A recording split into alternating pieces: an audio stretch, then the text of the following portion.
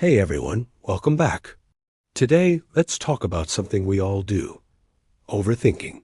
We replay conversations, dissect every word, every tone, and drive ourselves crazy wondering what people really meant. It's exhausting, right? It steals our peace and fills our minds with anxiety. But what if we could learn to let go? I want to share a little story with you that might help put things into perspective. Once, in a quiet village, lived a young man named Kale. Kale was kind and hardworking, but he had a habit of worrying constantly about what others thought of him. If a neighbor greeted him with a quick nod instead of a warm smile, he'd spend the entire day convinced he had somehow offended them. If someone praised his work but added a small suggestion, Kale would only hear the criticism, believing his efforts were a complete failure. His mind was a storm of imaginary judgments. One afternoon, he was carrying a heavy sack of rice from the market.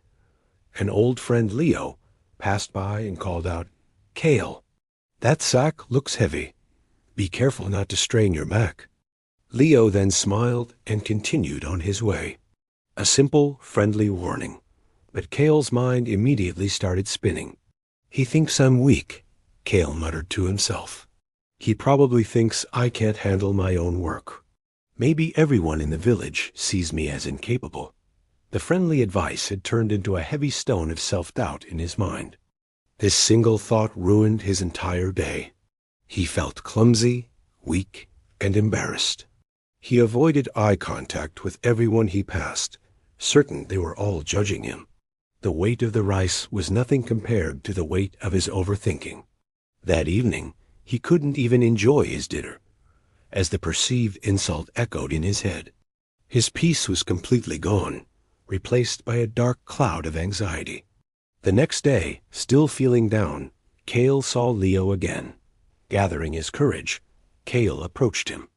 "Leo," he started hesitantly, "yesterday, when you commented on my sack of rice, were you saying I'm not strong enough?"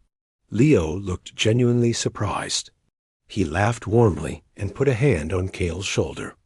"Kale, my friend, of course not. I saw you carrying that heavy load and remembered I pulled a muscle last week doing the same thing. I was just worried about you. I admire your hard work." In that moment, Kale felt a wave of relief wash over him.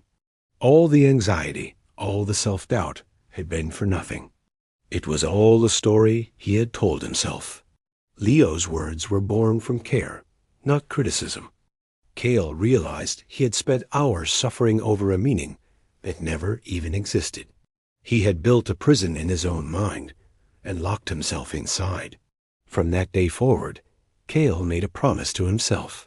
Whenever he started to overthink someone's words, he would remember Leo. He began to understand that most of the time, people are not focused on judging us. They are busy with their own lives, their own worries, their own sacks of rice. What they say is often a simple reflection of their own experiences, not a hidden evaluation of ours. So the next time you find yourself spiraling, replaying a conversation in your head, take a deep breath. Remember, Kale, ask yourself, is this thought helping me or hurting me? We can't control what others say, but we can control how we interpret it. We can choose to assume the best, not the worst. We can choose peace over anxiety. Let's stop giving away our power by overthinking. Your peace of mind is too precious to be disturbed by stories you tell yourself.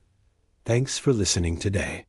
I hope this little story helps you find a bit more peace in your daily life. If you enjoyed this, please like and subscribe for more stories. See you next time.